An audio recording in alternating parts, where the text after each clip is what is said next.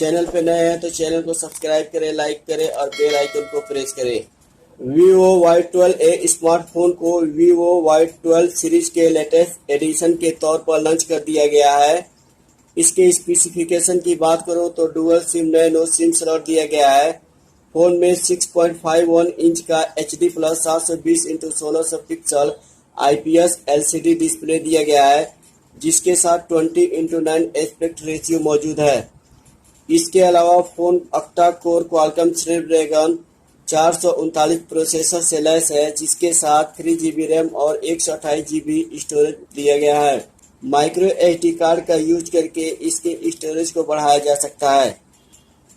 Photography के लिए phone में डुअल रियर कैमरे का सेटअप दिया गया है, जिसमें 13 मेगापिक्सल का प्राइमरी सेंसर, 2 मेगापिक्सल का सेकेंडरी सेंसर मौजूद है।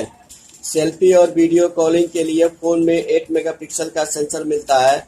इसके कनेक्टिविटी की बात करूं तो 4G, Vivo LTE, wifi, bluetooth, GPS, 3.5mm headphone jack और माइक्रो USB पोर्ट शामिल है।